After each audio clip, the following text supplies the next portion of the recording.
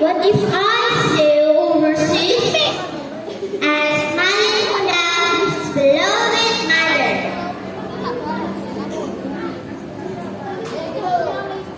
Oh, my dear son, I cannot do that. I lost your father. He was sailing and never came back. I don't want to lose you too. But Malin Kunda kept trying to tell his mother, and he would be all right. Mom, if I stay here, I'll always be a poor man. I promise you that I'll be back for you. Said Malin Kunda. His mother wiped her tears.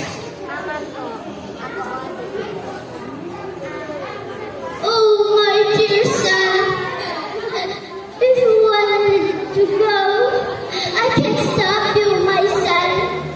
I could only pray for God to your success. Said his mother wisely. Then, in the next morning, Malin Kunda was ready to go. After several years, never heard about him.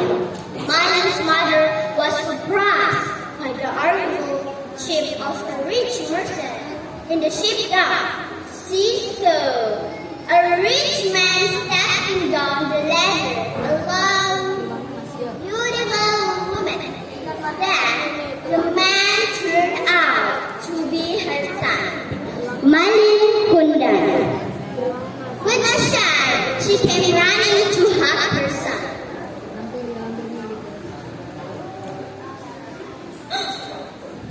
Oh, my dear son! I miss you so much! However, Malin Kunda didn't answer to his mother in front of his beautiful wife. He was too shy to admit that the old woman is his own mother. Who are you? You are not my mom. My mom has passed away. Then Malin's mother took a step back. Malin! What do you mean? I'm your mother! As her heart was broken and very disappointed, she cried and shouted, "Oh God! If he is my real son, I can't accept this!" Then Malin Kunda continued his journey and once again left his mother. In the middle of the policy, suddenly the wind was blowing so hard and a storm came. The storm stopped the ship.